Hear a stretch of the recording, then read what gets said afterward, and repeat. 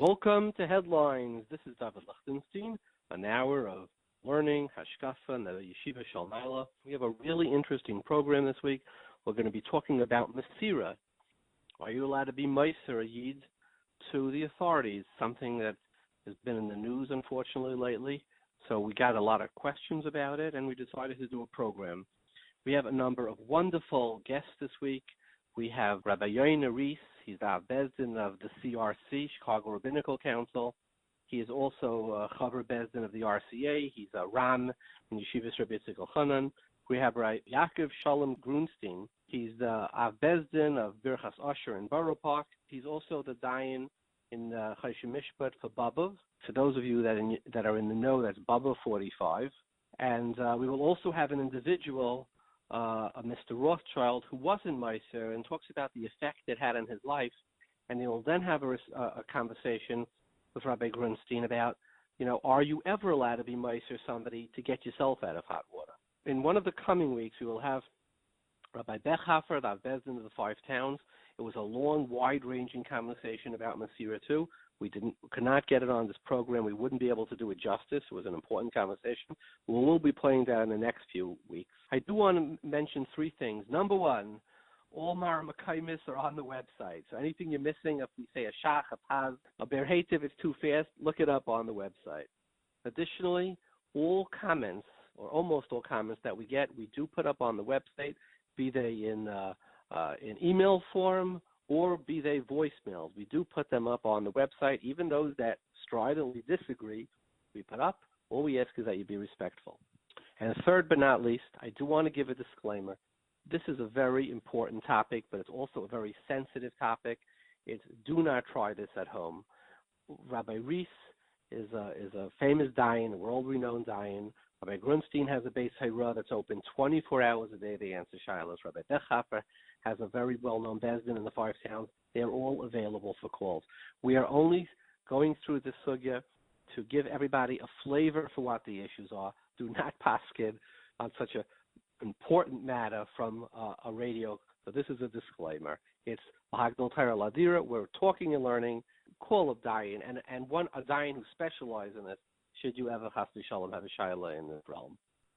So before we go to our program, I would like to say something about this parsha. The parsha speaks so much. It's 40, 50 psukim about the akudim, nekudim, ubrudim. Yaakov Avinu, he takes these sticks, he peels off the dark outside, he puts it against the where the sheep are, and they have akudim, they have striped sheep, they have spotted sheep, they have blotched sheep. What's the significance? Every word in the Torah is so important. What's it coming to tell us? The Arizal has a lot of Kabbalistic things. I want to go on a more, just a simplistic level. So, Yaakov Avinu is midas emes, titain emes liYaakov. And, truth could be really a tough thing, especially for a father. Yaakov's going to be the father of Shvatim, 12 Shvatim.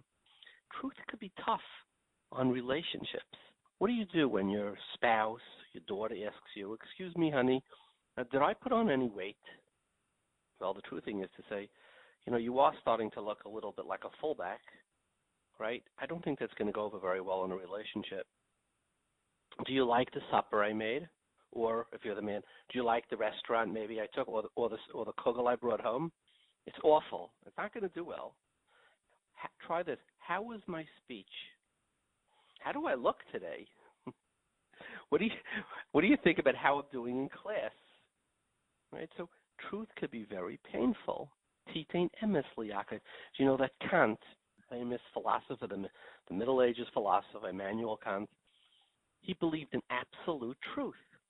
So, for example, he said if somebody, you're standing in a store and this terrified-looking young woman runs in, jumps into a closet and closes the door, and 2 minutes later somebody comes running in holding a knife, a huge guy holding a knife, and he says, did somebody come in here? According to Kant, you're supposed to say, yeah, right there in the closet. There she is, sir. He says absolute truth, no deviance of truth. So, but it doesn't sound right to us. And truth can be really difficult on relationships. Rav Pinchas of Koretz, the great Chassidish Rebbe, once said, Chukas Balak come together, the two parshas. Matis and Maseh come together. He says Pinchas never comes with another parsha. When you're a kanoi like Pinchas, he says, you don't have many friends. So truth can be absolute and it's justice, but on the other hand, you won't have a lot of friends with truth. You won't have relationships. Not good for a father. And where do you see that? Who's the most unforgiving person in the Torah? In Tanakh is Yona. The Rebbeinu Shalom tells him, go to Nineveh and tell them to do tshuva. And what does Yona say? No way! I'm out of here. Tshuva. Nefesh echaitas tamas. That's the honest thing. I have a friend, he said, his father didn't treat him well. Father worked. He said he was never home at night. He worked endless hours. He said, I don't forgive him for not being a father. I won't. He has not spoken to his father, 25 years. You see, but don't you understand? He had extenuating, I believe in the truth. Yona ben Amitai says, no, what tshuva? What? And his name is Yona ben Amitai, the son of truth. He's the honest one. He says truth. And then when he's the Yud Gimel Midas Arachman, when he's in the Mei Hadog, what does he say? Hashem, Hashem, Kil Rachel V'chanan, Erech Apayim V'rav Chesed. And he doesn't say emes. He says if you forgive, it's not true. But in our Yud Gimel Midas Arachman, we do have emes. What is emes doing in the Yud Gimel Midas Arachman? Doesn't belong there. The truth is, yes, you did put on weight. Or yes, you did hurt my feelings. Or yes, the supper wasn't good. Or yes, whatever your particular yes is, whatever truth you're saying is hurting somebody else. What is truth doing in the Yud Gimel Midas Arachman? I was once on the board of a yeshiva, so they caught a boy breaking into the principal's office. He stole the pushkis, and they threw him out of the yeshiva. The next year, another boy was caught, and they wanted to throw him too. So the Rebbe came to me, and he says, I don't think they should. I said, why? He says, look, the first boy came from a wealthy home. He wanted to buy another video game.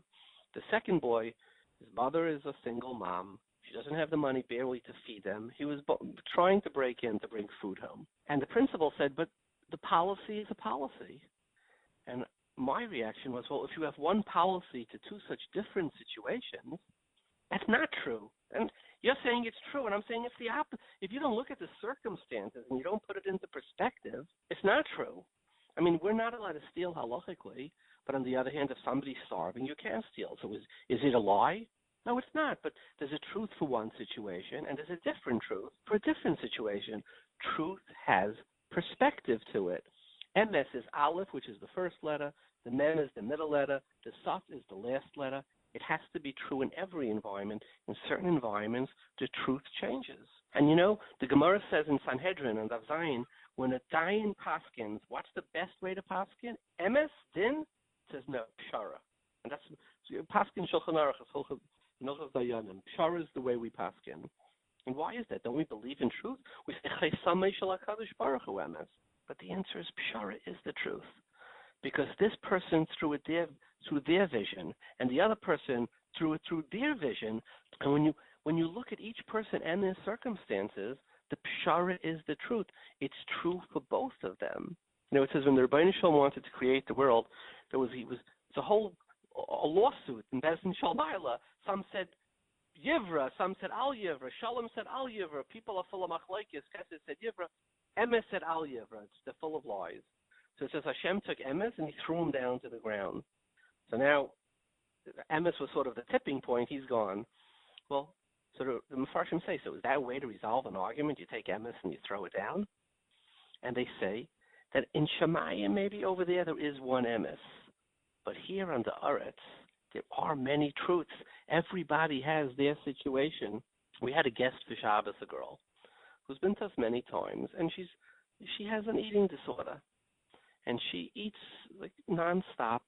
And it gets me very upset because she's in shidduchim age. And so my wife, one time she was sitting by the table, and I was getting nervous.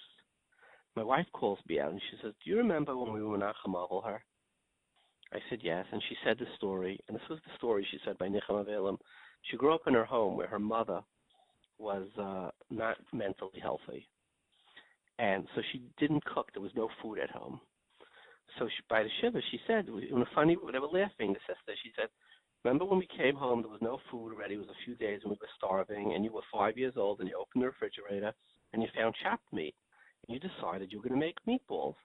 So you were 5 years old, you put up some water, and you climbed onto the stool, and we were dropping, one daughter was 5 and one was 6, they were dropping pieces of meat into the water to make it cook so that they would have to eat for supper. Imagine that dangerous sight, too. And she was telling the story, and my wife looked at me and she said, ever since she's a child, the 5-year-old girl is screaming, if there's food, grab it. You don't know when the next meal is coming. So she said, think of that when you sit down by the table again and you're about to get upset. So this girl's truth was very different than my truth, which is why in the Yud Gimel Midas Harachmim it says, the Rav Chesed V'emes. So V'emes goes on Rav. There are many truths. There's more than one truth, which is why Yaakov is both Midas Emes, but he's also Midas Harachmim. Because Yaakov's Emes is not the Emes, the naive Emes of Kant, point to which the girl is hiding in.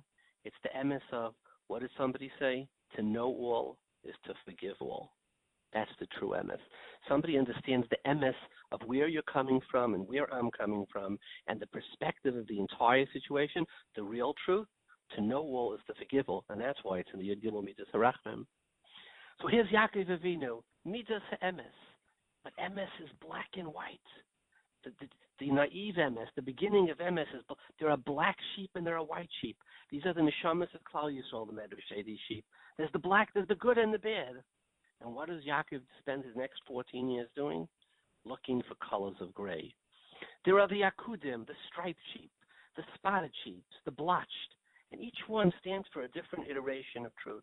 You know what Akudim means? It means both ropes and stripes. It means there are people who you look at and you get upset, but don't be, because you know that black stripe, it's because they're tied. They could have a chemical imbalance. They could have depression run in the family, anxiety run in the family. They could have so many mental health issues we had the last 2 weeks. Yaakov has to learn an MS. Wait. Look at where the person could be an Akud. Nekudim means sharp points of color. Trauma. What kind of trauma could it be? It could be an illness in the family. Somebody with a yasam lost a sibling. They themselves struggle with an illness. It could be divorce. It could be molestation. It could be abandonment by a parent. It could be business struggles. It could be bankruptcy. It could be foreclosure. It could be school sorrows. It could be ADD. It could be OCD. So many different things. A trauma happens to a person, and everything they do, they see through that lens.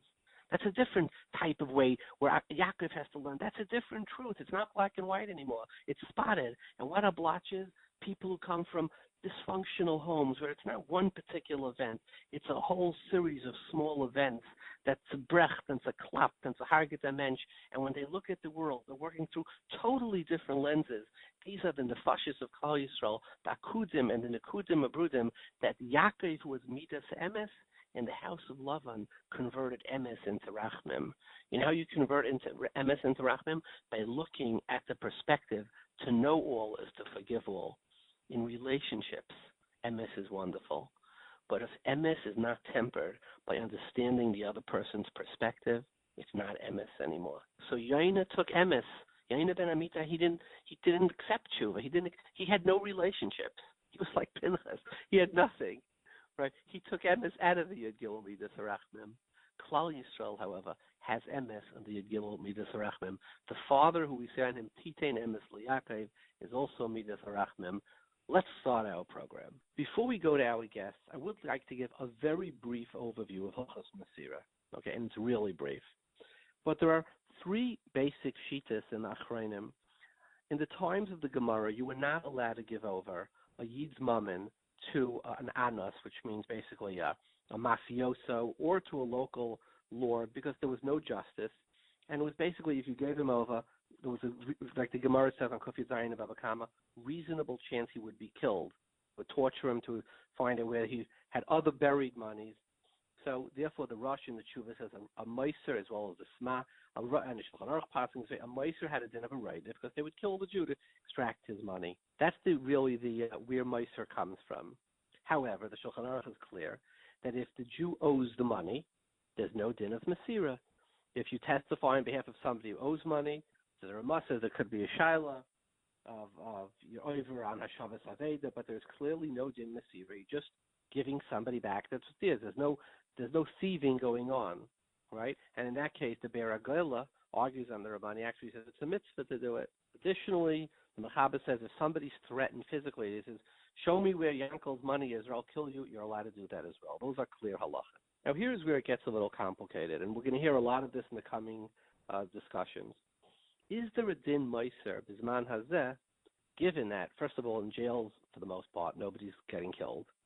Additionally, jails are there because there's a din of zayin mitzvahs b'nei. One of them is to enact dinim, and we do not want the streets full of, rapists, murderers, thieves, etc. That's the zayin mitzvahs b'nei. So in a just society, is there a din meiser, or is the din meiser only for something that's unjust? And there are three opinions in this matter. The Tzitzel Yezed or Hashulchan, seemingly Rabbi Yashiv, we'll put the Marmakaimis online, hold that there is, in a just society, there is no din meiser, right? It's disputed whether Aruch HaShulchan said that or not. We'll post the Aruch HaShulchan. Interestingly, it was taken out of the new Aruch HaShulchan. So we will post both the original Aruch HaShulchan as well as the new, so you can see side by side what was taken out. Seem to imply that there is no din meiser if it's a just cause. We don't want dangerous people on the street. So there is no shinai. The Beis Yitzchok says there is a din meiser, but there's no din of reidif anymore. Yitzchok Shmelkish, who was the great Rav of Galicia, of Lemberg, he says there is no din reidif because clearly the jails are not dangerous, but there would be a din meiser. And interestingly, the one who's most machmer is Reb Moshe Feinstein. Reb Moshe says that there is a din meiser even today, and he has two tshuvas about it. One, in a famous case, there was a butcher in Baltimore who served treif to the whole city. He said you cannot give him over because the punishment he would get in jail would be greater than the one that he would be getting if he had been given over to rabbinic authority. Reb Moshe holds there is still a din meiser. These are the three global opinions. We will hear how these rabbanim address each of these opinions. Let's go to our guest. We have the honor of having with us on the phone Harav Rabbi Uri Reis. He's the Av Bezdin of the Chicago Rabbinical Council. He's Rosh Yeshiva and Yeshivas Rabbi Elchonon. He's also a Chaver Bezdin of the Bezdin of America. Welcome, Rabbi Reiss. Thank you very much. Good morning to you. So, Rabbi Reiss, we're talking about Mesira today. What is the Makor for Mesira? It's not a pasuk. It's not a Mishnah. Give us a little background to the tzibur here. What is the Makor of the halacha? The Gemara speaks about it in a couple of places. You have in Baba Kama and Daf Kuf Yud Zayin. You have discussions elsewhere that throughout the Gemara that speak about the severity of giving over somebody to an unjust government, giving over a fellow Jew, where you're giving over either their possessions or physically marking them, and they are doomed as a result to unfair treatment. And in many cases, it was presumed that since this unjust government, or sometimes we're talking about bandits, would take all of the person's possessions unfairly and even put them to death. So therefore, Moser was essentially a form of a rodef that was causing the people in the community to die. That's why Chazal have very harsh words for a person who's a Moser, puts members of the community and the entire community at risk to be apprehended and to have their possessions taken away and to be killed. That's why Chazal say it's mutter l'hargo. You're allowed to kill a rodef. The Gemara tells a story in a couple of places. Rav Shila, Rav Kahana, who saw that somebody was about to give over somebody to an unjust government and killed them. Similarly, the Gemara says that Moser goes down to Gehinnom and never gets out. It's Yoreh the Gehinnom, the Dorei Doros. So Moser is one of the individuals who's Ein Lo Chelek Le'olam Haba, has no portion in the world to come. So Moser was always viewed as one of the great threats to the physical safety and well-being of the Jewish community. And let me just add in the Dvar Agada. There's a story with Reb Moshe Feinstein when he was Rav in Europe. I forgot the name of the city. I apologize. So they say over that the local Moser left a letter by his p'tira. Every city had a Moser, somebody who really hated the community. and he said he wants to do tshuva for all the Mesira that he did, so could they bury him upside down? And they came to Ramoshe and they showed him. When he died, he did tshuva. And Ramoshe said, "Look, it's very nice that he did tshuva, but we can't deviate from the halacha." And they buried him karoi. And 2 weeks after this guy pegered, the government, a whole bunch of officers came and they started digging up the caver. So they all went running. They said, "Why are you digging?" They said, "Because we have a letter from him that because that the community hates him so much that they buried him upside down." And when they uncovered him, they saw that he was buried regularly. They left and they said the community did. But you see the maliciousness and hatred of the Mesira and the threat to the community that somebody posthumously would want to cause aggravation to a community. We see that as the mindset of the Meiser. Sure, and of course we include in our tefillah 3 times a day, and we're clearly having in mind individuals, who are Mosrin, in addition, to other evildoers. But this is something which has always been a major thorn in the side of Jewish life. Okay, so Rabbi Reis, given that, let's go through a number of situations, okay? Let's say you're sleeping at night and you hear the alarm go off, or you hear a window opening, and you look out the window and you see Beryl is crawling into your house with a sack on his back to rob something. Do you call Reb David Cohen, or do you call the Satmar Rebbe, or pick your favorite, or do you call the police? Somebody's breaking into your home to rob something, yeah. to rob you. You're talking Machteret. I mean, somebody above Machteres, you're allowed to kill him. So what kind of a question is that? Obviously, a person, if there's an assumption that somebody's going to kill you, then you can take whatever protection is necessary. Agreed. Now let's take it down a step. You're looking out the window and you see the same fellow, Mamish, Beryl. He has like one of those crowbars, and he's opening your car window to steal the car. Do you call the rabbi, or do you call the police? So you're always allowed to protect, yourself to the degree that you need to. It gets a little bit complicated when you're dealing not with a, say, a Bamachterah situation, and there I should add, because it is a sensitive topic, in Boro that it's very clear that somebody's not going to kill you. You don't have a right to kill them. So we try to be very, very careful about these things. I'm not authorizing anybody to go and shoot anybody right away. I'm just mentioning some of the halachos that one has to bear in mind. Which, by the way, Rabbi Reis, is consistent with American law. The Castle Doctrine says that if somebody breaks into your house, you're allowed to, if you feel threatened, you can kill the attacker, and that's undisputed in all 50 states. It's only when it's outside of your home does the Castle Doctrine apply, which is the case. That's right. So I want to be clear about that. So you're dealing with outside of your home again. If it's a non-Jewish criminal, so obviously you have the right to utilize the criminal system. Now, let's say that it happens to be a Jewish person, and you have to worry about the laws of Mesira. So here, you have to take a number of things into account.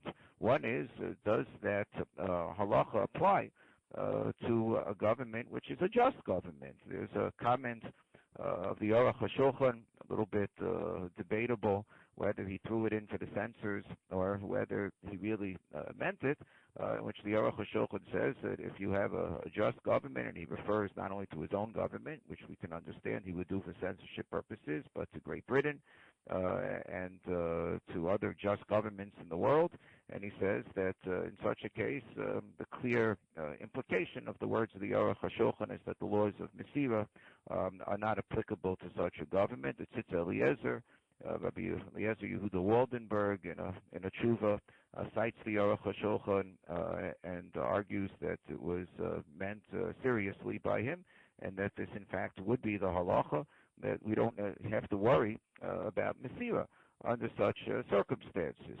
So if that's the case, so then there wouldn't be a problem of Mesira per se, to take the necessary steps to guard one's property. It would be potentially a problem if you give over a criminal unnecessarily to the government, and the government doesn't even require it. So the Ramah has a comment in the laws of Mesira and Siman Shin Peiches and Shulchan Aruch that maybe that's considered Meshiv Aveda La'akum. You're gratuitously returning a lost object that you didn't have to return, which is only really warranted if they would otherwise cause a Chil Hashem, or if you're accomplishing a Kiddush Hashem in the process.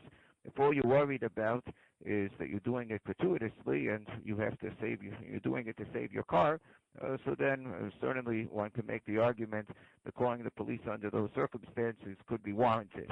Others say that the Yisur of Mesira is applicable, even nowadays, even with a just government, because sometimes even under a just government, people receive unjust punishments, particularly if there's a chance that they might be sent to jail, where there might actually be pikuach nefesh concerns of how one would end up being treated in jail.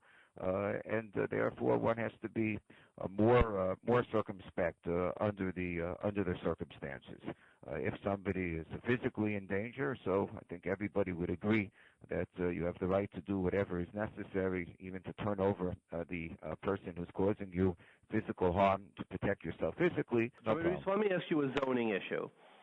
You wake up one morning and your next door neighbor is building a house next to you. He has a tractor there. And you look and you say, wow, he's much too close to the property line. He's doing an extension, and he didn't ask permission. Do you say in such a case, well, it's like the Gemara in Baba Kama, where Avadin is Gino and Afshe, like it's like the person is stealing water from my well, and I can take a shovel out there and beat him up so I can call the zoning inspector? Or do you say in such a case you have to go to Beis Din? So in a zoning type of dispute, first of all, I don't think that Mesira would really be on the table. We're not talking about giving over to any authorities that are going to put somebody in jail or potentially to take away all their money and kill them. So really this is much more of an alcohol issue. It's a question of the applicability of the prohibition of taking another Jew to a secular court, and is there such a problem when dealing with zoning authorities? So just as a matter of decency, and being a shachid tov, being a good neighbor, obviously in the first instance you try to work things out between the neighbor, because it's a mitzvah l'tzoah. You're always supposed to make a pshara, try to work things out in a peaceful way. Things can't be worked out in a peaceful way, so the question simply is this a type of case where Beis Din has any jurisdiction, or do we say that zoning enforcement is so beyond the purview of Beis Din that it's clear that there is no point to going to Beis Din in the first instance? So there's a tshuva by Rav Vosner Zatzal in the Shevet HaLevi, in which he says that in this type of circumstance, there really wouldn't be an Isser Kos, there wouldn't be a prohibition of going to the secular authorities because it's a zoning board. It's not really our Kos. Beis Din doesn't really have authority in these situations, and it's not even necessarily what we would call an enforcement of a secular law per se. It's more what he calls minhag medina. The zoning ordinances in every single town is more a question of minhag than a question of the enforcement of secular law, being miyakir elilim, being meirim yad neged Torah Moshe Rabbeinu. And therefore he feels that in those circumstances there wouldn't strictly be a prohibition. But again, one is always supposed to do things in an open of Shalom. I would discourage bringing in the zoning authorities when it's not absolutely necessary. Now, would you say, Rabbi, the same thing would go to somebody? You have your neighbor next door, and you find out that they rented out their basement. They made 2 apartments there. They rented that illegally. They rented the attic illegally. Now suddenly there's 4 cars coming and going in a single-family neighborhood. Would you say that that's similar? All these zoning fall under the same basket Rabbi Vosner discusses? If somebody is not being personally harmed, so then it's just a question of are you gratuitously creating a hardship to somebody else when there is no compelling need. Even if you take Mesira out of the equation, it's still on some level Hashavas Aveda, you're giving over somebody to some type of authority when it may not be warranted. But the person says, "Look, I live in a single-family neighborhood, and I bought my house here because I didn't want to live, in a congested area, and it's changing the complexity of my block, and I don't want all these cars and all the traffic and et cetera." I don't consider that Meishav Aveda.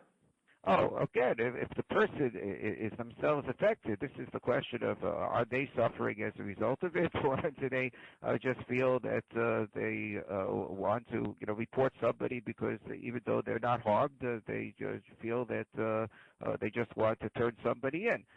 So, of course, if they're feeling personal harm by it, then I would agree that wouldn't fall into the category of Meishav Aveda, but I would still say that in the first instance they should try to resolve these things peacefully.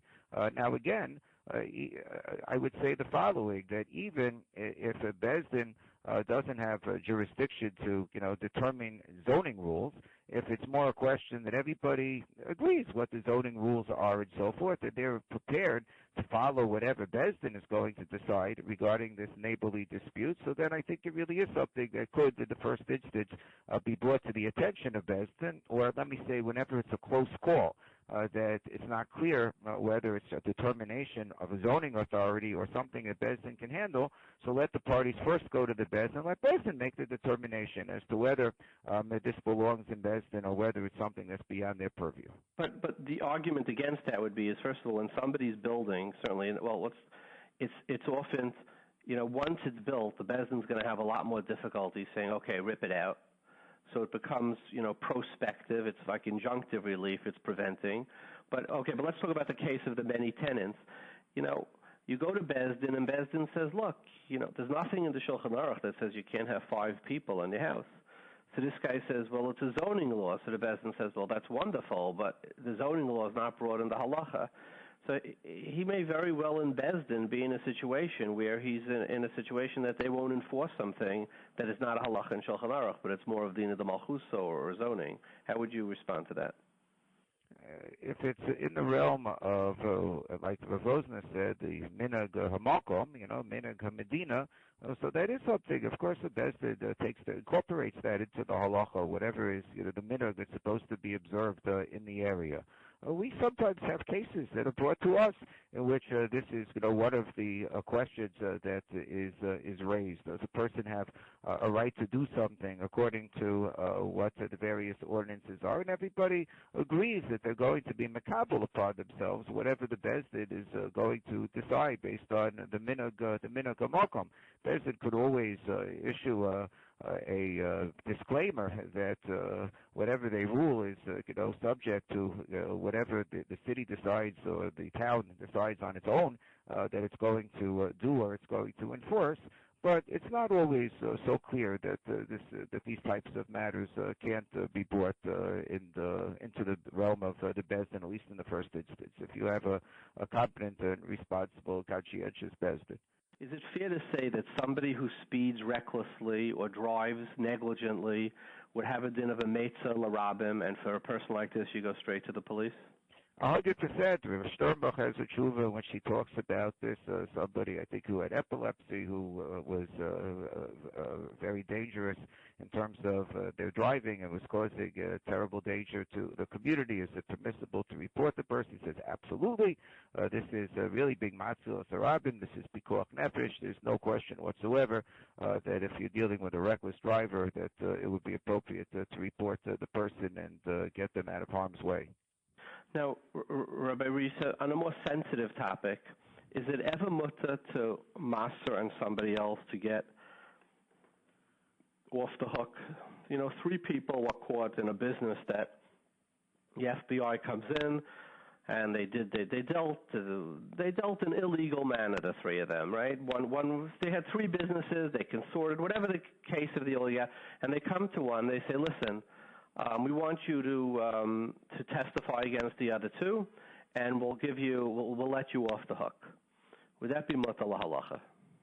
It's a very sensitive topic, and I'll tell you, my own, thoughts on it, which is, look, if a person is wrongly accused and they know who the real, perpetrator is. So under those circumstances, since they were wrongly accused, and especially given all the other considerations that to mitigate against Mesira Bisman Azem, particularly if a person is guilty, and even the Gemara says it's a perhormina demalka, if the government is telling you that they are authorizing you, or they are specifically designating you as the person who should, give over the criminals. So then, strictly speaking, all of that is permissible. The Gemara, talks about serving as a district attorney, so to speak, with respect to Rabbi Elazar, Rabbi Shimon, Rabbi Shmuel, Rabbi Yossi. They were criticized for doing it, but the Rashba, the Ritva, right, that strictly speaking, what they did was permissible. Maybe it wasn't a Mishnah Chassidim, so to speak, for people in their station to, take that position. But if you are, so designated by the government, choice. To me, it's a different shiloh. It's a different shiloh when the person is themselves culpable. Rabbi Reis, let me just interrupt and say, and the Beis Yosef in Shin Peches brings it la halacha, the Rashba and Ritva that you quote. Yeah, absolutely. The Beis Yosef quotes the Rashba, in Shin Peches. That's correct. Now, as far as the situation where the person themselves is culpable, I'm less certain, because that's not a situation where the person is a disinterested party or a good citizen. Really, the government is saying, well, look, you yourself are guilty, and we can punish you. We don't need to punish the other people. We'll take you. And they're just being given a break that they'll get off, or they'll get a better deal if they exchange themselves for somebody else. That's not the classic situation discussed by the poskim of the person who has been wrongly targeted. Here, a person has been correctly targeted. If they gave the other person over and that person suffered, say, monetary harm, there's a question, maybe on some level, you could say they were an anus, and maybe they should be putter from damages. I don't know. That's a question. But in terms of if they would turn to me and say, is this something that I should do, I would keep silent. I'm not giving such a head. Okay, what isser would it be? Saving oneself if somebody else is scared. I would say my chos is to come and do the sumak tvei. They themselves committed the avera. They're going to get off from what they would be liable to do in order to indict others. So that is davar mius. At the very least, let's put it that way.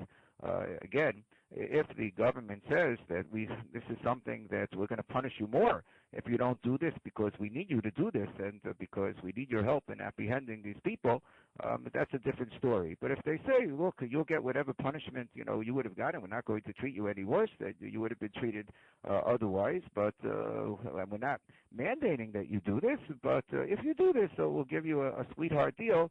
So to me, that's a much more difficult question. As I said, maybe Gedolim Mimeni would give such a dispensation. I'm uncomfortable giving such a dispensation. Okay. Rabbi Reis, in a situation where Mesira is called for, or where it's not considered Mesira, such as many of the cases you discussed, you have a molester, a rapist, unfortunately, somebody who's committing incest, a thug, and now there's a question, well, if we give him over to the government, it's going to create a Chil Hashem. So you have two countervailing questions. One is, the right thing is to give him over to stop it, right, because he's a Meitzer Harabim, like the Mechaber says in Yud Beis. Or on the other side as well, this is going to create a Chil Hashem. If, as a Paisik, how would you respond? Which way do you lean? To me, it's not a question. It's a much bigger Chil Hashem if you don't give the person over to the criminal authorities. You have a child molester in your community. You have somebody who's causing such a tremendous harm, and you're going to harbor such a criminal. Even harboring a criminal, the Gemara neither, Dr. Samach Aleph indicates is something which is prohibited, at least according to Rashi's interpretation, the Marashal's interpretation. So to me, it's a much bigger Chil Hashem. If you don't follow the halacha and give the person over, you're going to endanger and harm your entire community. What bigger Chil Hashem is there than that? Right. And I believe Rabbi Reis is, if I could be so bold as to say that the Be'er Agola in Shin Peches, it's Sivkat and Samach, talks about it, and he says it's actually a Kiddush Hashem to show that we respect their laws. And that's right. On the Ramah, it talks about a Shabbos Aveda, how the Chatchila we avoid a Shabbos Aveda. He says, what Shabbos? He says that he seems to disagree with the Ramah. I don't think he's really disagreeing with the Ramah. The Ramah would agree that you had something else, basic Kiddush Hashem. The Bear Goal is saying, Mishpat is there. It's generally a Kiddush Hashem. So certainly in this type of circumstance. It doesn't make us look good when we seem to have no laws and we allow predators to live among us. It makes us look foolish, ignorant, stupid, unlawful, and it creates a Chilul Hashem rather than a Kiddush Hashem.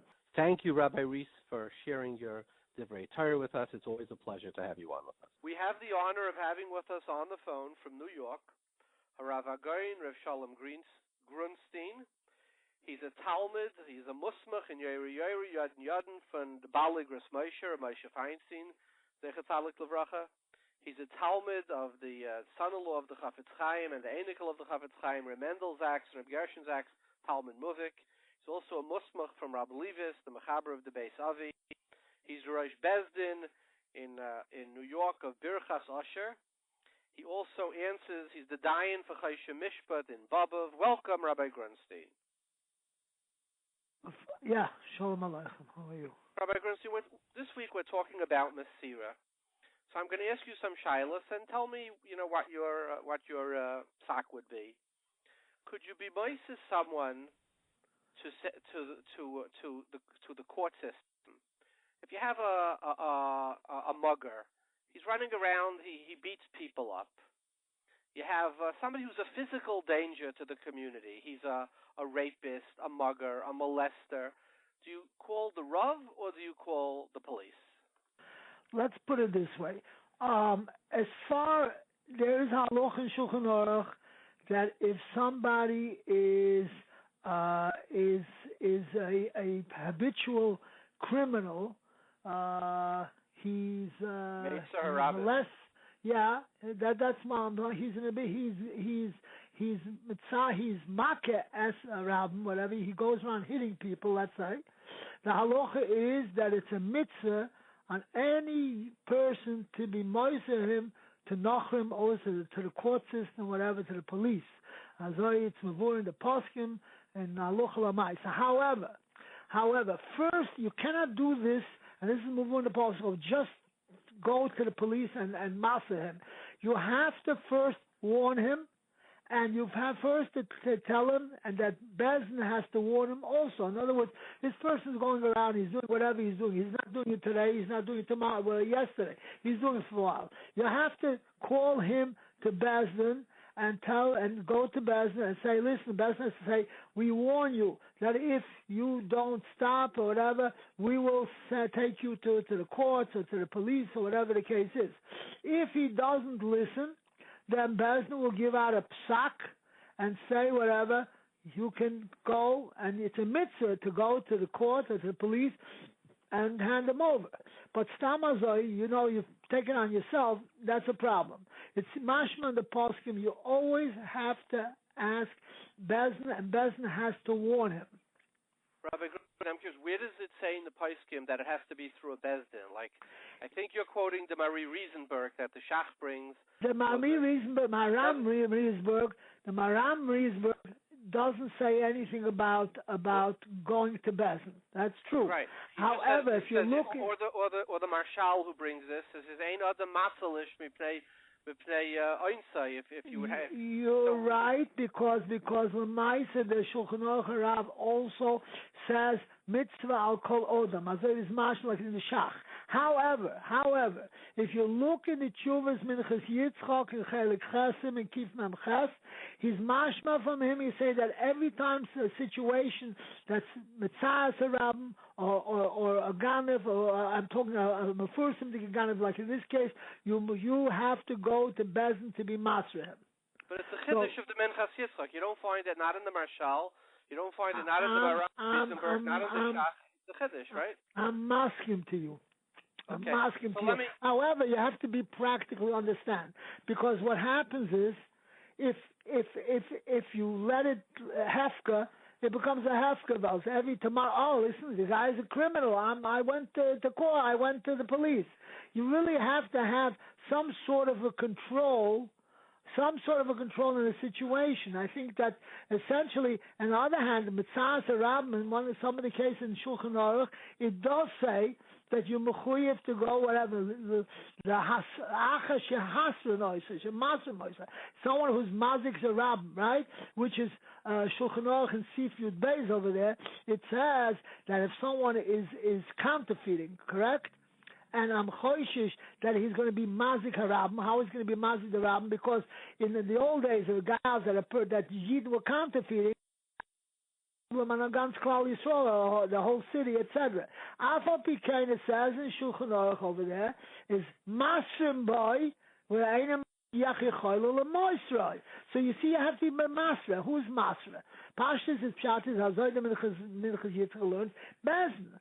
So pshat, otherwise it becomes a hefkevelt essentially. Everyone can say, well, Rabbi Grunstine, if somebody's running after somebody with a stick, yes, then he's a roidef. He's a roidef. Not kill, just to give a good zetz. He's not coming to kill him.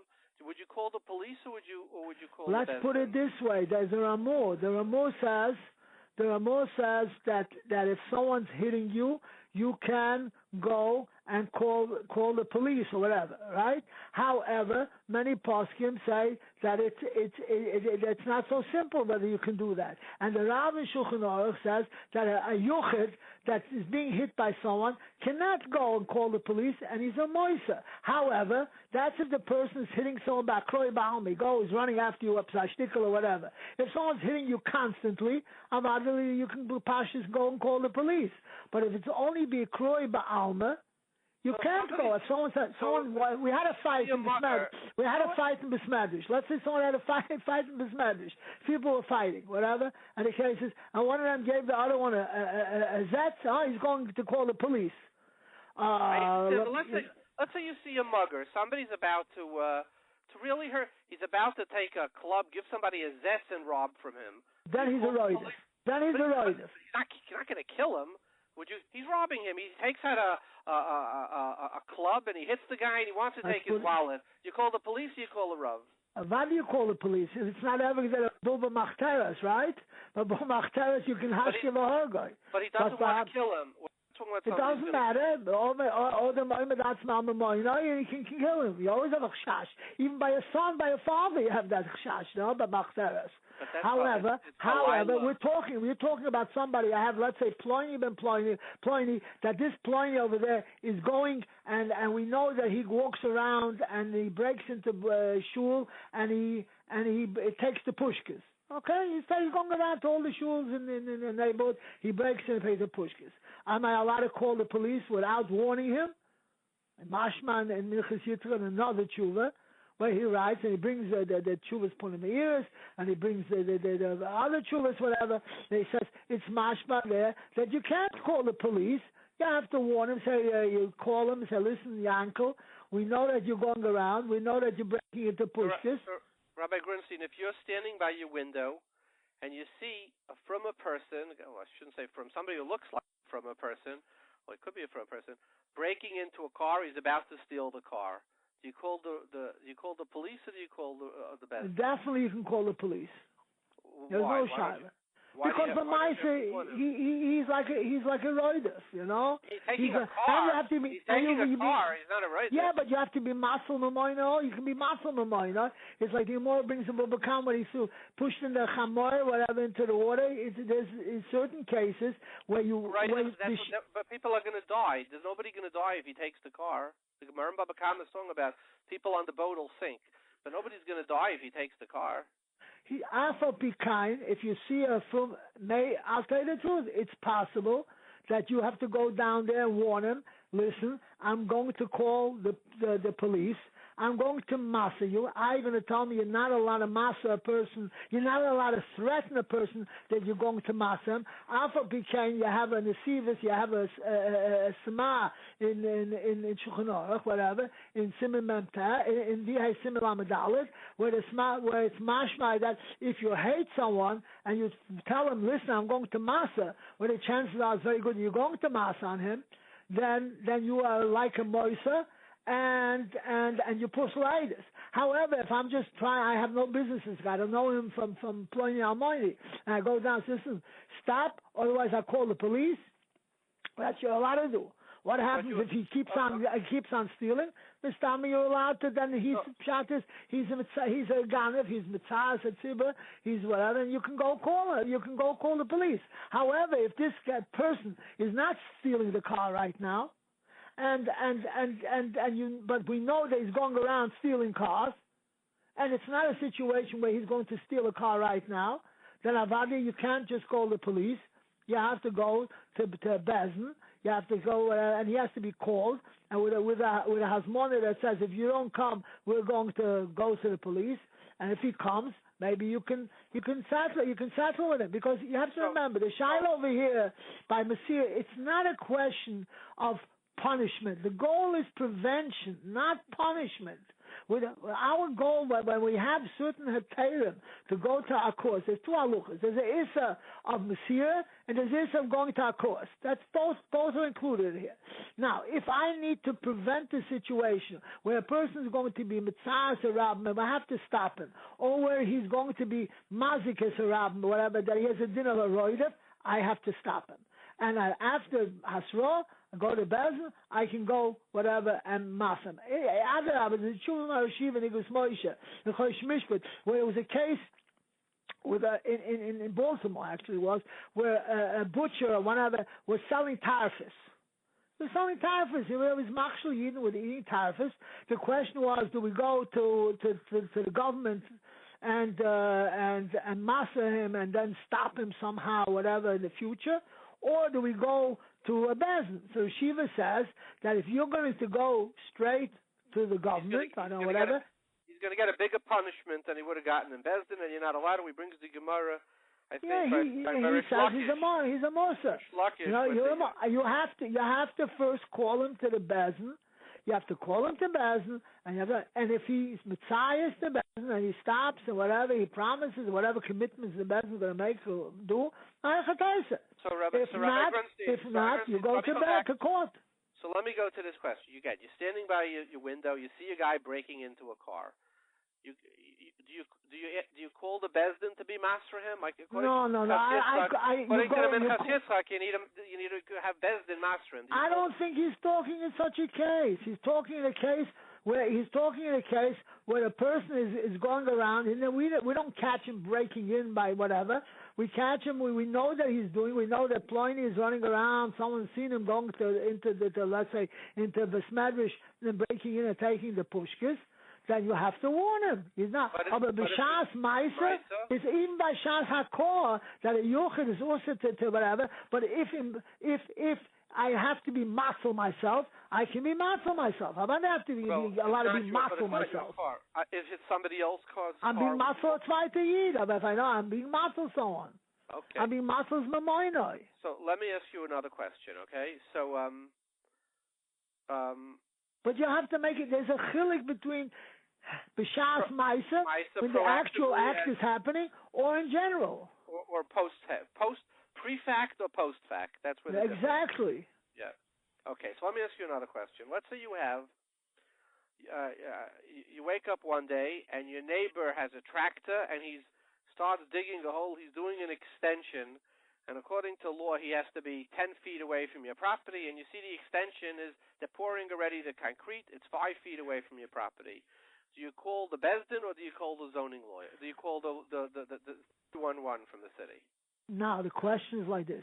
This person is obviously, we're assuming that he's going against the zoning law, right? Right, correct. Now, is he going to harm me in any way, or do I'm just not happy that he's, violating the zoning laws? Well, you have to know what situation are we talking about here? I'm telling you, you want to have light from your window. You want to have some room. The purpose of the zoning law is that you have good sunlight coming in. If he builds right next to your wall, you're not going to have sunlight. So, do you call the zoning law, the zoning officer, or do you call the Bezdin?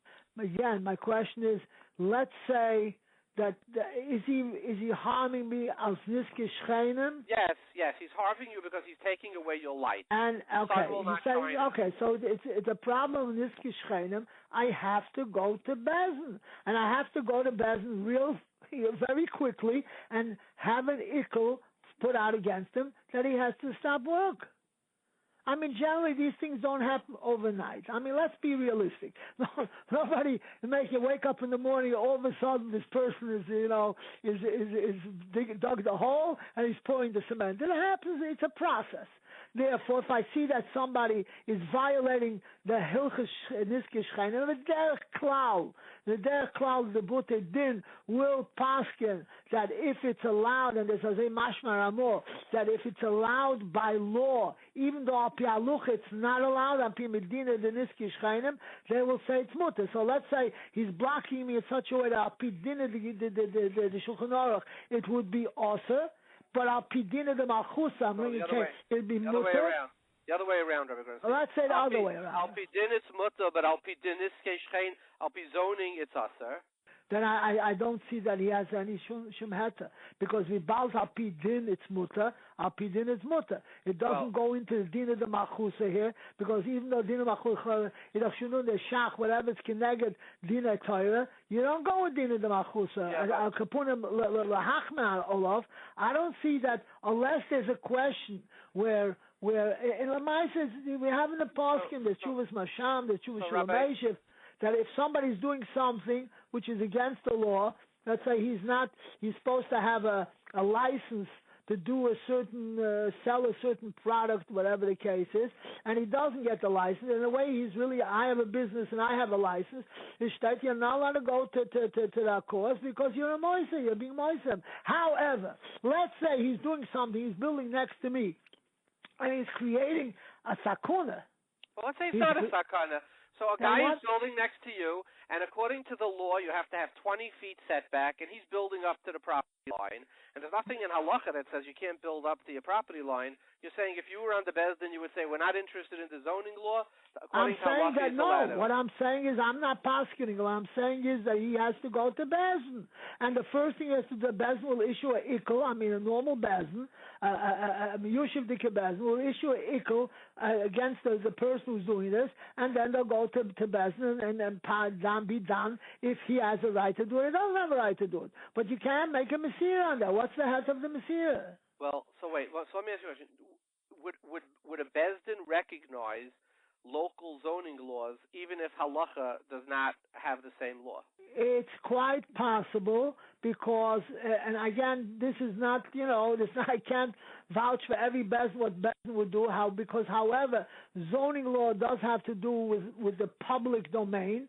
And the public domain we have Ramon and 2 or 3 places that the Choivas belong to the Malchus, and if they say you can't build a gate there, you cannot build a gate there. And as I read in Shulchan Aruch, the same case would be, let's say, in a case where people make what they call a driveway, which is an illegal driveway, and they're taking away the parking from the public.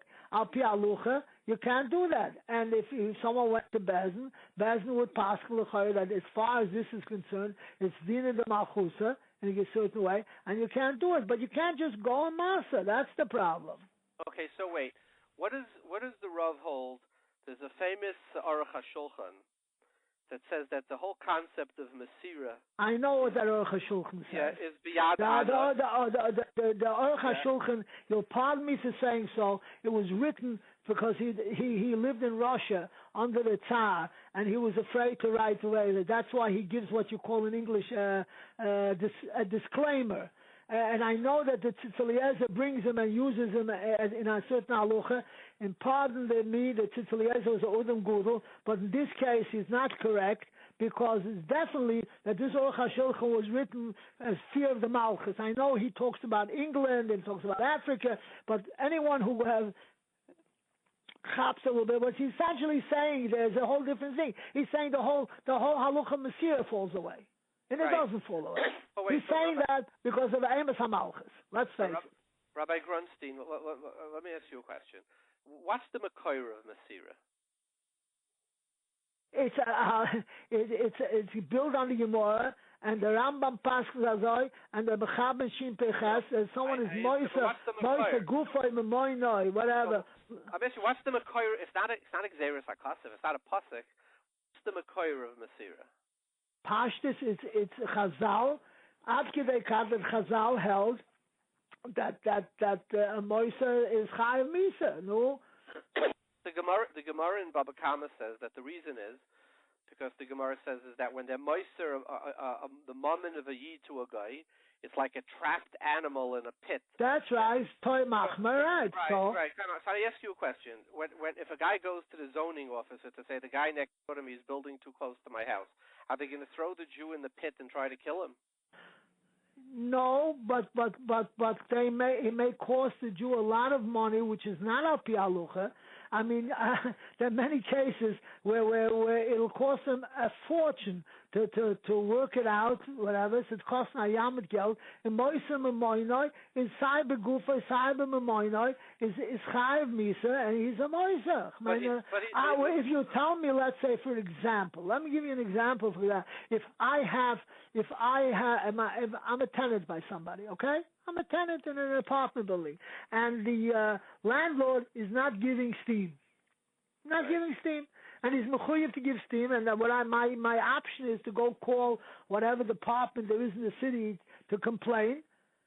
Is Afal Pikain, there's a tshuva taka from my Rabbi in Beis where he talks about it. And he says, Lamaisa, no, that there's no problem. You can go and you can make him, he can be forced by the city or whatever to give steam. That's my right. That's my option, whatever that has to give steam.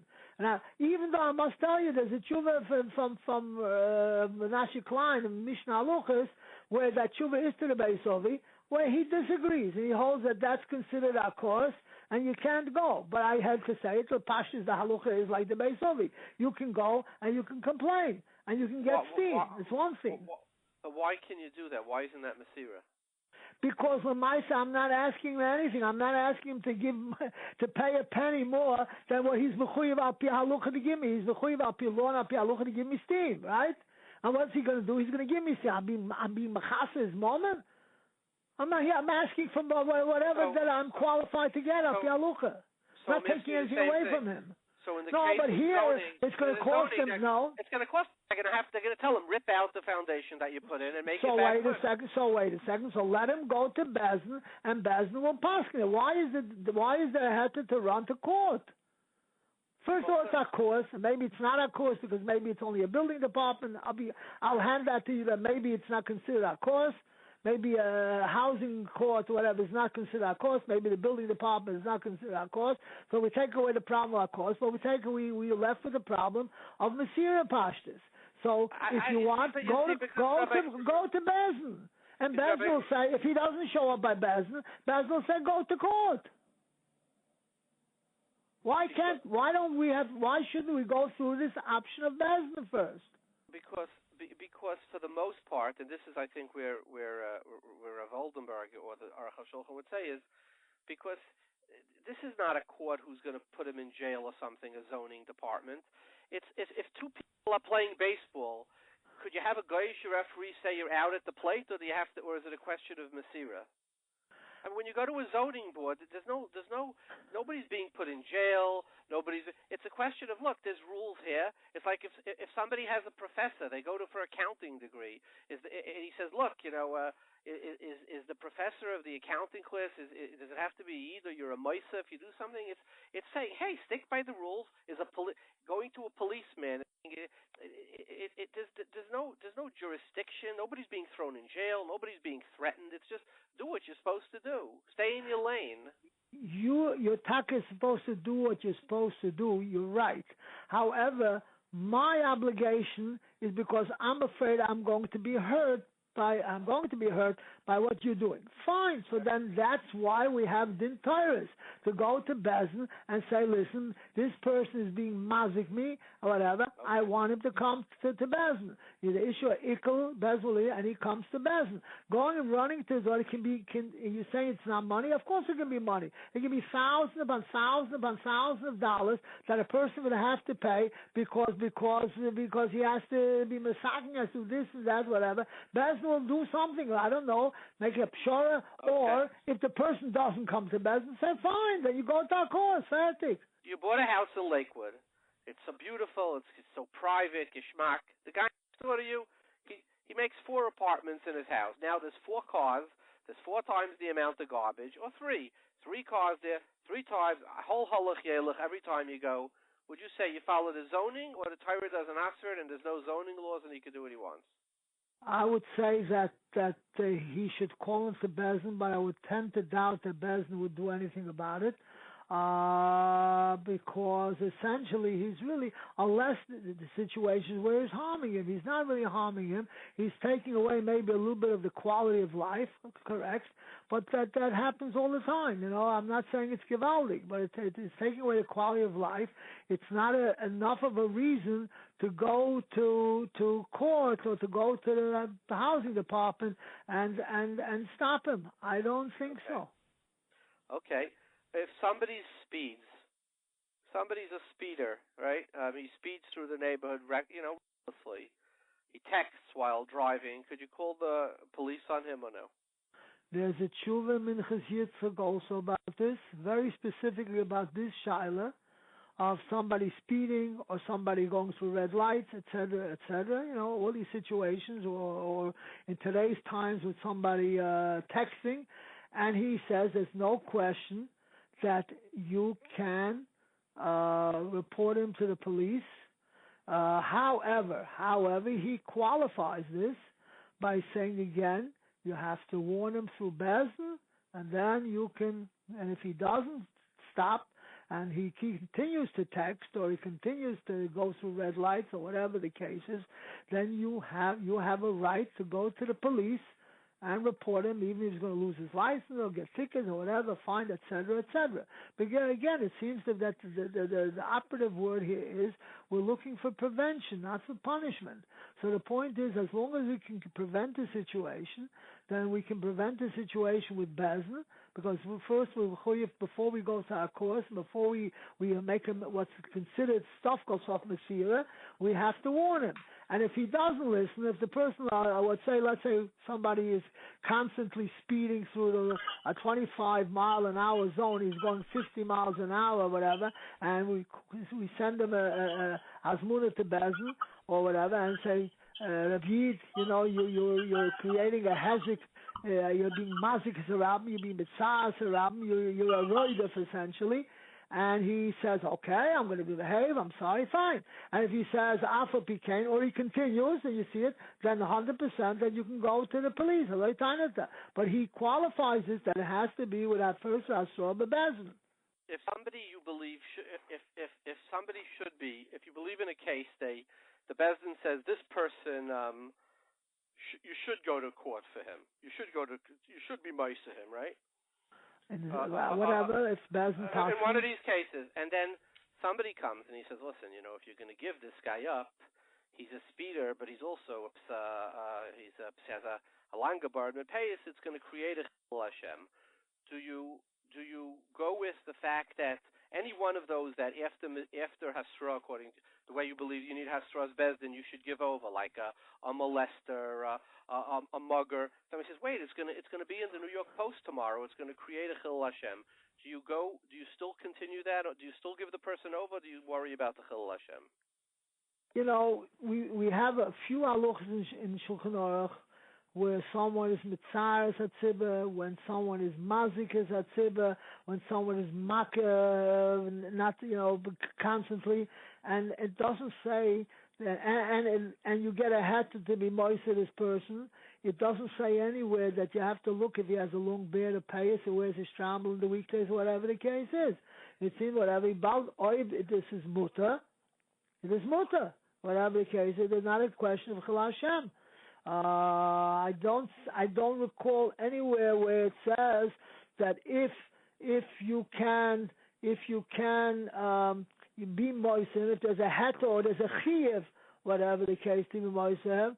I don't see anywhere that it says that it's a problem of Chil Hashem. Adarabba, there's a famous tshuva in the Chaver's Yor, what's a little bit of a different angle, whatever the case, that if somebody, let's say, is in jail and he's being gepeinigt yoysim midai, and even if he's a gan of mefursim, we're talking this person's already in jail already. He's in jail, and the question, should we be paid to him from jail? Should we get him out because he's suffering more than he's supposed to be suffering? He's not, he's incarcerated, but however, he's suffering under problems over there. So the Chaver Yor says, yes, you have to be paid to him. And he says, it says that if somebody is a ganef, whatever, you can say whatever, you can be moiser him. He's only a ganef mefursim, like somebody who's counterfeiting, where you have a problem that he's a roidef as a rabbin with that he does this.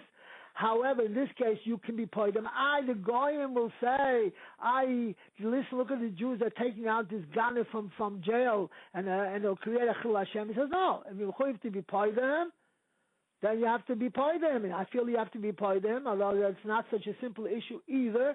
Because in Shevet Alevi has a case where somebody's a ganef mefursim, do I have to go out of my way to get him out of jail? He says no, as long as he's not going to be harmed terribly in jail, you let him sit there. There's a famous story. I think I recall that they say Rav Schwab, someone once came to him for pidyon shvuyim. He said, what's for Yona sits in jail? He said, why? He committed this crime. So he answered, this is the way I remember it, I can't I'm sure this whatever. He said, Zola sitzen, whatever. So the Ravos have the same tshuva. However, if he's going to come to harm, let's say in the jail he's being abused to a terrible degree, then you have to be paid to him. So he said, don't worry about Chil Hashem. But in this case over here, we don't find, as far as I recall, I don't see any case where there's a chilik. This ganef, he walks around with a blue beckish in the weekdays. It doesn't matter where the halacha says that you can be moisa or you mechuyev to be moisa because he's being mazik as a rabbin. He's a roidef, and he's a roidef, and you have to be masalim. Maybe you're going to be a killer roidef. It's a Chil Hashem. It doesn't matter. I don't see that the Chil Hashem plays a role in this case. Okay. Let me go back to the question I asked you before. The whole inyan of Mesira, the way the Gemara and Baba Kama brings it, is because when you give Maisim Amayne La'akum, they end up very often, they used to kill the Yid, right? Correct. So, or they panic them more than they're supposed to panic. Yeah, well, but the Gemara doesn't say that. The Gemara was, right, okay. Correct. Yeah, so if that's the Makayr of Mesira, wouldn't the Tzitz Eliezer and the Aruch HaShulchan really have a good case to say they don't do that today? They put criminals in jail. They don't put innocent people in jail. The question is... If it's Xeris HaKosav, okay, but it's not. It's a Svara Mesira. You're a Roidif because they used to kill the person. They would say, and the Lashon of the Shulchan Aruch and Shin Pei Ches 100 times is Hamaisali La'anas. What does an anas mean? To a robber, a thief, a murderer, somebody who's taking. But if does the halacha want murderers, rapists, thieves, car robbers running around the street? I'm not saying... That's the svara. I'm just saying, that's the svara of the Tzitz Eliezer, right? 100% that there are situations where not only are you allowed to be moiser, we mechuyev to be moiser. 100%. There's in a case of where the Tzitz Eliezer talks about three specific cases. One where let me just remind myself. One where somebody comes to a doctor. You bring a child to a doctor, right? The child comes into the doctor, and the doctor sees that the child is all beaten up, all bruised, etc., etc. Okay? So the question is, the doctor is asking the shaila, am I allowed to go to the police to report him or whatever, to the child services or to the police, even though there's a right of section come out no shaila that they will take him away from the parents? Okay? They'll put him in a Freya family, he says. And right? even put him in a even Goyish family, you know? So Lemaisa, the Tzitz Eliezer, Tainas, whatever, that yes, even Chutz La'aretz, where we're talking about the Akum, that the doctor has a chiyuv to media to the government or to the police, whatever the case is, and to be media to them. And Maisa, in the Shaila, he says after his yaitzes, bita mumcha. In other words, you can't just run to the police. You call up a Rav and you say, listen, I have a child here. This child looks like he's being beaten and whatever by the parents or by the mother, by the father, whatever the case is. Can I go?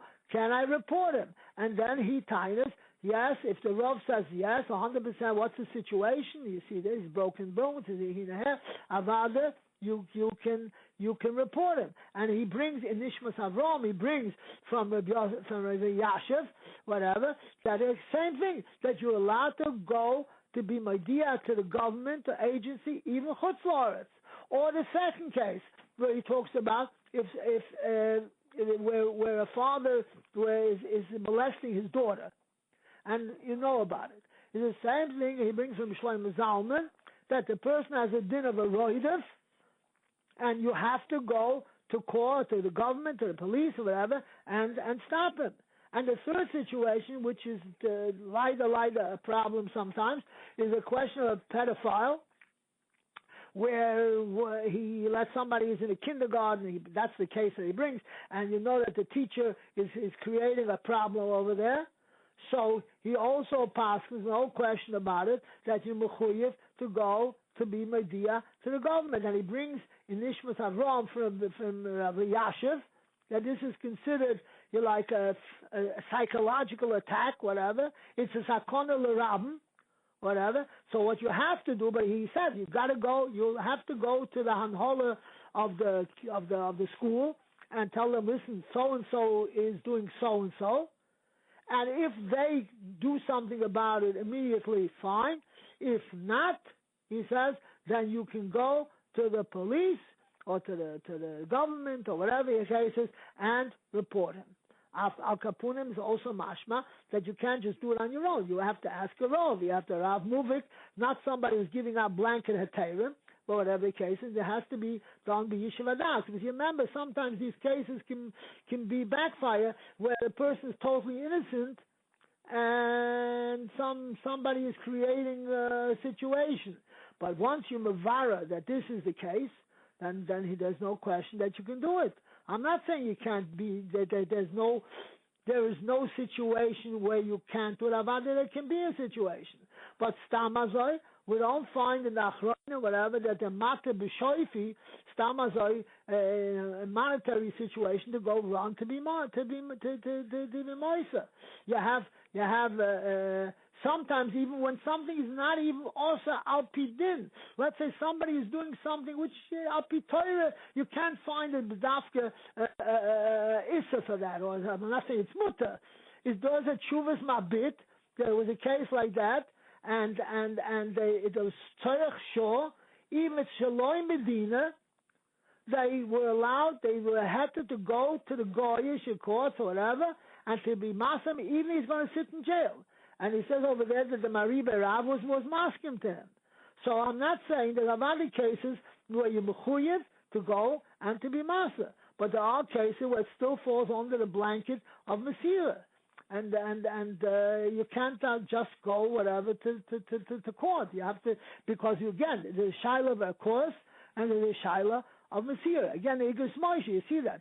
I mean, you should say, well, today we're living in a Malchus Shel Chesed, and therefore going to court and getting an injunction against this individual not to sell meat anymore, what's the problem? Alpha PK says Claw, it's a problem of course, a problem of Mesira. And he also knew of the Aruch HaShulchan, I'm sure. Clearly there's a number of shittas here. The Tzitz Eliezer and Aruch HaShulchan say... The Tzitz Eliezer is very specific in specific cases. With those three specific cases.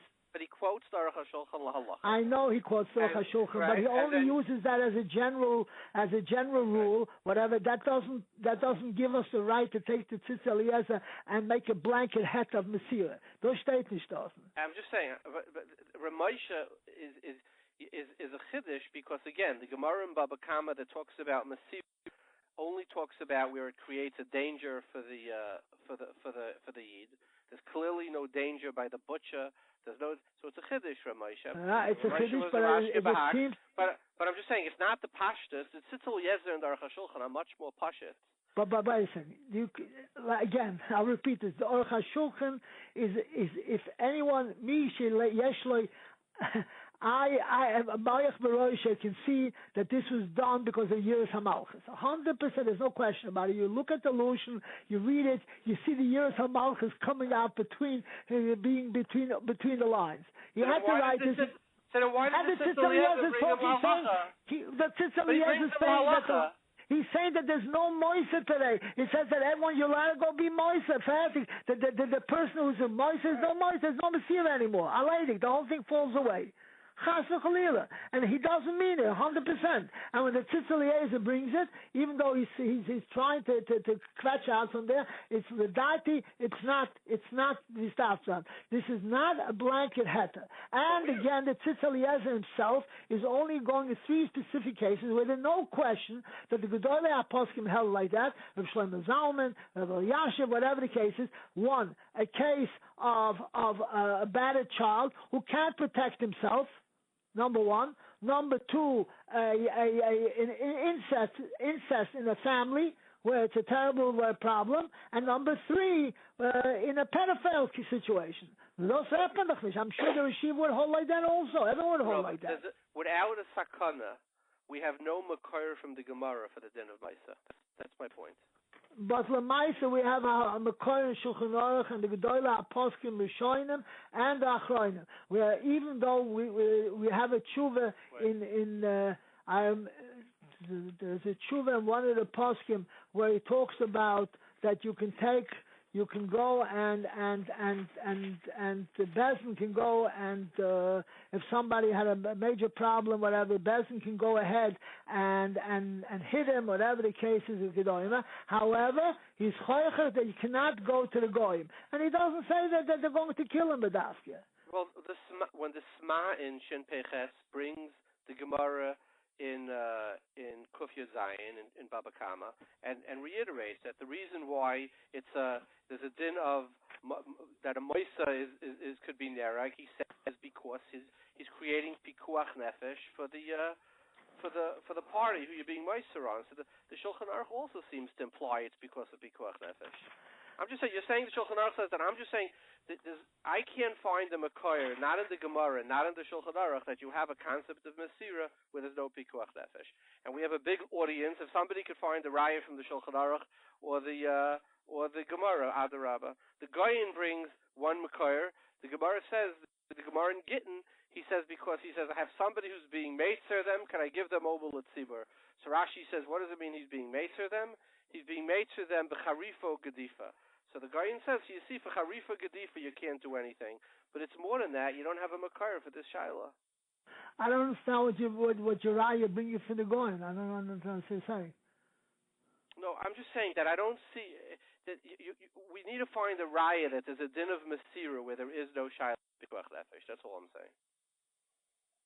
When the Chaver and the Shulchan Aruch, whatever, and the Rambam is the Osher Limser L'Yisrael B'Yad Akim Bein Begufa Bein B'Moina Falurosha B'Lavei V'Afil Meitzaloi In B'Tzaroi. Fertig. V'Chol HaMoisi Yisrael B'Yad Akim Bein Begufa Bein B'Moina Ein Lechelik Lo'Olam Haba.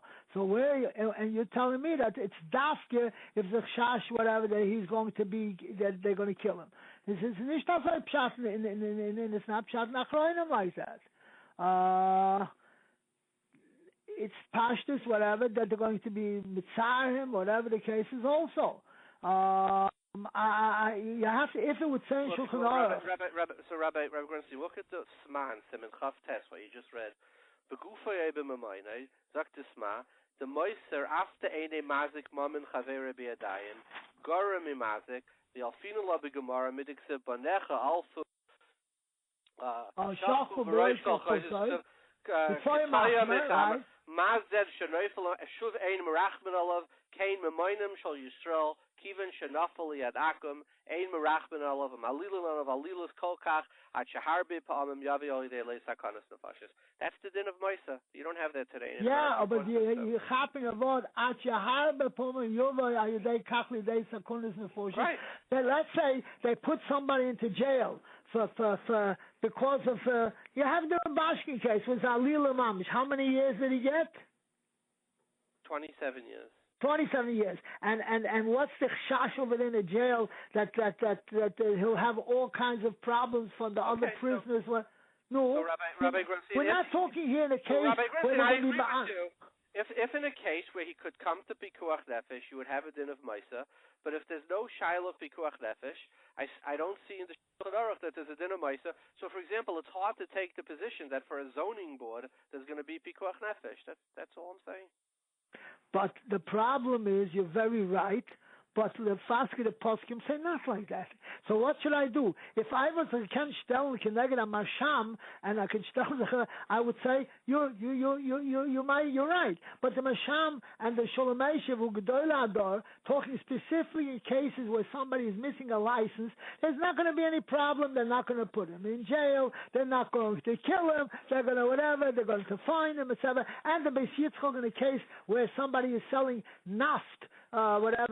Gasoline, and he's selling it in large quantities, whereas a shaila of mazik, whatever, he says there, yes, because he's a mazik. However, if he wouldn't be a mazik, then he mitchizach. He says he'd be a moisa. And the masham says clear that he's a moisa. And the shalom says clear that he's a moisa. What am I doing? I'm going to complain that Yen is selling without a license. He's not going to go to jail.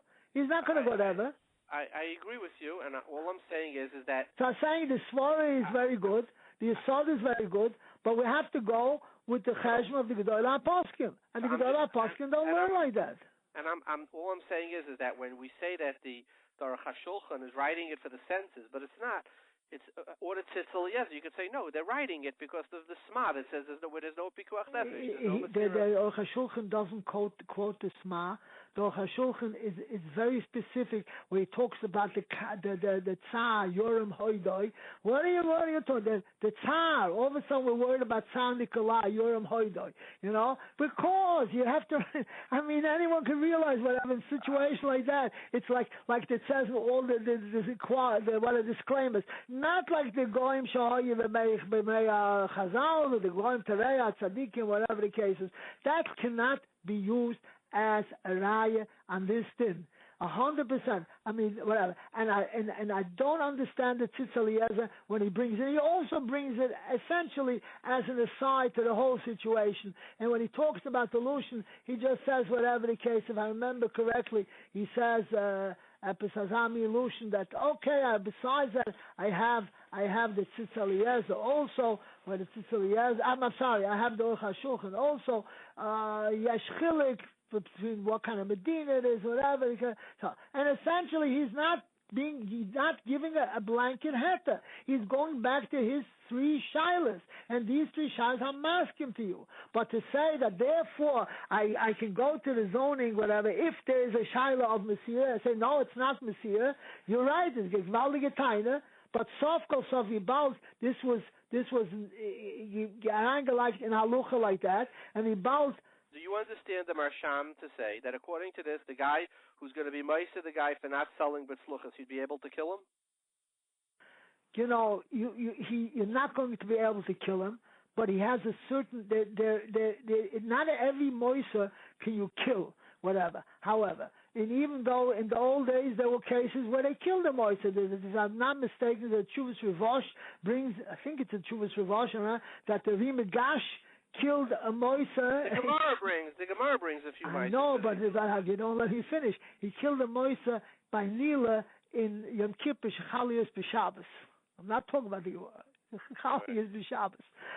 So the point of the matter is, Avada, no one's saying that this Moisa is going to have a right to kill him. I'm sorry, it's not going to go into the halucha of where a moisa is in Vihaisis and Sif Yuda over there, mutal arga moisa. No one's saying that, whatever the case is. What we're saying is that there is a certain halucha of Mesira that's also under any circumstance, even where the moisa you can't kill him. It's still also. The Masham is not saying you can kill him, and the Shalom is not saying you can kill him, the Beis is not saying you can kill him, and Rav Weiss Minchas Yitzchok is not saying you can kill him, and Rav Nashe Klein is not saying you can kill him either. However, you're not allowed to do it. That's the point. So we had a guy today we interviewed, a gentleman, who was sort of low on the totem pole of a crime, and the prosecutors came after him and they said, listen, if you don't testify against other people who did much more serious things, we're going to make your life miserable. We'll throw the book at you. That they can make that's how them ayim on people. Mm-hmm. So his question was, my question would be, in such a case where they say, listen, we have you on something, sort of a small thing. If you don't give us over A, B, and C, we're going to put you away. We'll figure out a way to get you good. Would a person have a heter to be moiser the other people to say basically it's like the case in the Shulchan Aruch? It's not dissimilar to the case in Shulchan Aruch and Shin Peches Beis, where an honest comes and they say, we'll punish you, we'll kill you if you don't give over Ruvain, you don't tell us where Ruvain is the chasima. And there are certainly days that are makil in that situation. Would you think that it's a comparison or not? I'll tell you, there's really two mahalchim over here. One mahalach that you find in the tshuvas, there's a tshuva from Menashe Klein, whatever, and Menashe Klein kindness, and this is mamish this case where somebody was subpoenaed, the whole situation, and he says that the person is a moisa.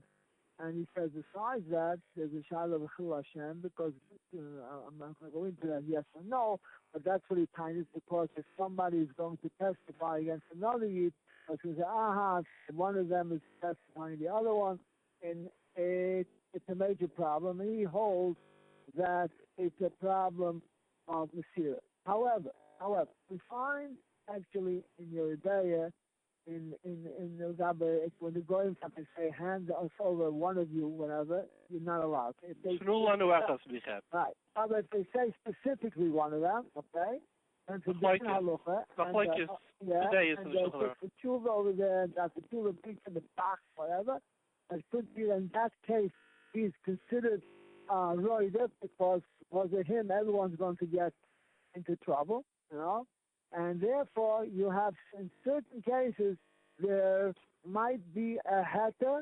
Certain cases, when a person is really a roidef and he's committing crimes and he's essentially being roidef to other people, that there might be a heter where you might, under certain circumstances, go ahead and testify. Again, something like this, if the poor person does something like this, he has to consult with a Osher, a Mora, moving, or a Bais. I don't say it has to go to a Bais. It's not a question of Bais. It has to go to a Rav. There's a Rav moving, and not somebody who is out blanket a tail or something, but a Choshen, a person with a Rav, and ask, I have a Shaila. What do I do here? So on one circumstance, it could be possible that he's essentially a Musa.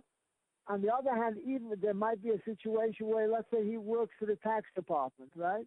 And then there are many poskim hold that somebody works all the time, maybe he shouldn't take a job in the first place, in a situation where he's going to be an auditor and he might get people into trouble. However, if he does, there may be a din of the machusa, then he's allowed to.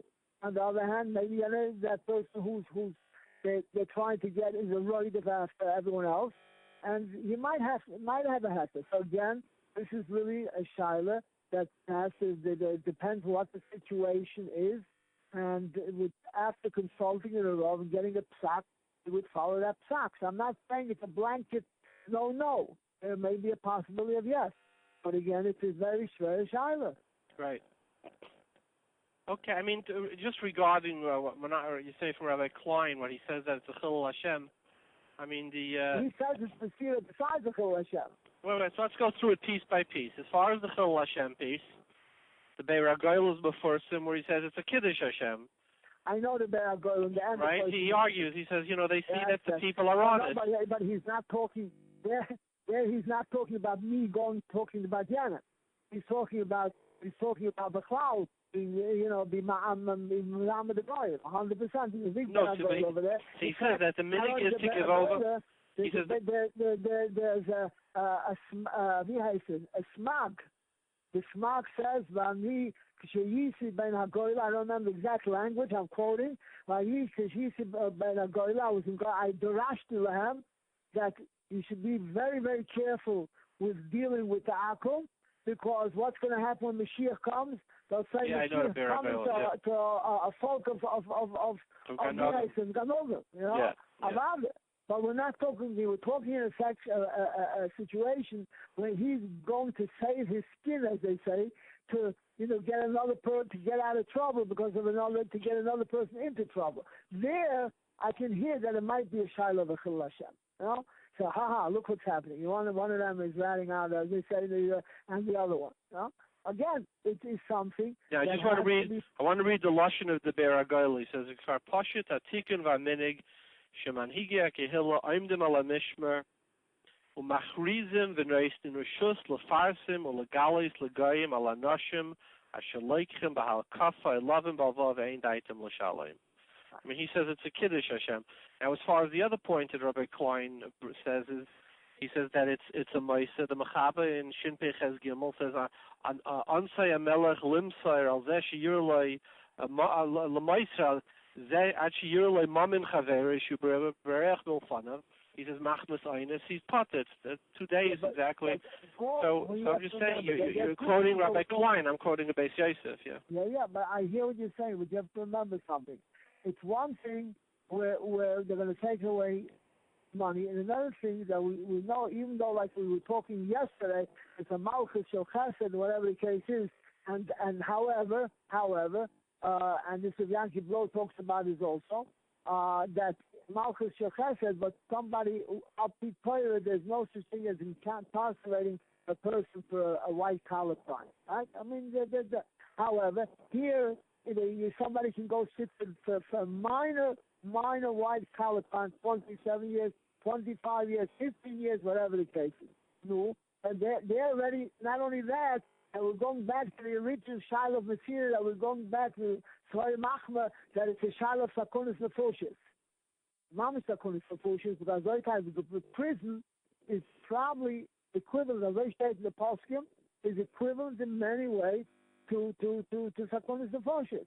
So again, as I'm saying, I'm not saying if the person is going to have to pay a ownership moment, no, maybe. But if generally when the federal government goes against someone, they're looking to put him away for a long time. And there already, you're talking about a shaila of, is it Mesira, or is it not Mesira? Is he a roider and I can give him over? Whatever. As in the situation you're a day over there, then you have to ask the shaila. I'm not saying. Yeah, it's a big not shaila. a blanket head to say, shaila. Yeah. Not. Okay. Thank you very much, Reb Shalom Yankiv. For all our listeners, Reb Shalom Yankiv runs a Beis Hira. It's open 24 hours a day. The phone number is 718-215-1666. The Beis Hira of Boro Park, 718-215-1666. Thank you so much and for your time. Yes, Cool. We have on with us from Monsey, New York, Nassim Rothschild, who has a very interesting story about Mesira to share with us. Nassim, why don't you tell us your story? Okay, I'll try the best I can. It was a while back, but I'll do the best I can. I had a business in Rockland County. I was the head of the school board. I was the head of a lot of things that were going on there, and I did my best to keep things going right. Unfortunately, through something that I did stupidly, I was arrested. And when I was arrested, they told me, listen, we're going to let you go because you've been here for the community. I was in charge of the fire department, other things all around there. So here's what we're going to do for you. You give us all the information that we have, And what we're going to do is we're going to give you, sentence you, and we're going to let you go 3 weeks from the day you go into Otisville. And we guarantee you going into Otisville. And then they extended that to like 6 weeks it was, I think. And they let me off a week before Pesach. And they told me to leave. Now, at that time, they were pressing for people to snitch. And I was given this opportunity. They wanted me to answer a bunch of questions, to tell a whole bunch of people about who really are the big shots, who are in the community that they could hit on, so they don't have to put me in jail. And that's the gist of what they said. You ended up in jail for how long? I was in jail for 7 months. 7 months. Yes. Now, do you think you did the right thing by not snitching? Absolutely, because as halacha, you can't do that. And I would not. I believe me. I'll tell you quickly as I explain it what it did for me. It caused my wife to on the first day I went into jail, she handed me my get. She wanted me to accept the get, and she was going on to other people. So she knew already that she wasn't going to be with me. Then after that, every person that I did something for in Rockland County, and I was a pretty high guy, I could make things happen, every one of them turned on me. And basically, so today I sit here and really torn apart. I can't get a job. If I go off or try and get a job, and even in the Jewish stores, I try and go in there. They say, Nathan Rothschild? No, we can't do it because I've done some terrible thing which I haven't done. And if I just today, every morning I wake up and I say, why did I do this? If I just had done Mesira, whatever it was, I would have been able to have a life. I don't have a life now because of this. So do you regret not cooperating with the authorities? Let me say it this way. I know I couldn't do that. I couldn't do that. My old father would have it, but I regret that I wasn't able to do it. But I wish if I had to do it again, I'm not so sure what I would do. It's now all this time, and can you imagine from the day this thing has started till today, I still can't do anything. I can't get married again. Everybody makes sure that everybody knows, don't touch me. And that is because you sat in jail, or because you didn't master? Because I didn't master. Because all the other people, when they made deals, so they made a deal who they were going to take. I got called into one of those things. They sit you down and they say, listen, we don't need you here. You think we want to feed you here in jail? And then they always make a deal. And at the end of the day, if I could do it all over again, I couldn't tell you today that I would go back and do that because I've lost everything. I haven't been able to see, as I said, I have children and grandchildren that I don't even know. And it's unbelievable for nothing. So you're saying that you regret not cooperating because by going to jail it cost you it had great negative impact on your life. Is that I just want to understand. Is that what you're saying? It is in a way. When that's what I'm saying, and it's the way what I believe.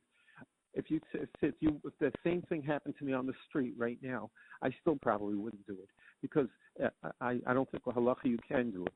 So that's the thing. I figure one day, for all the bad things I must have been doing in my life, I hope it's all going to be over because of my taking on this onish for all these years.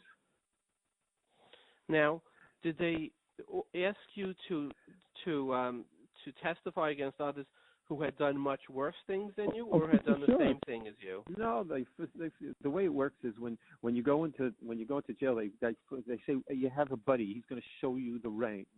And what those people do in the jail is when they take them around, they're going to show them where you daven, where you go to eat and all that. And then slowly but surely, these people start saying, listen, I had a 12-year sentence.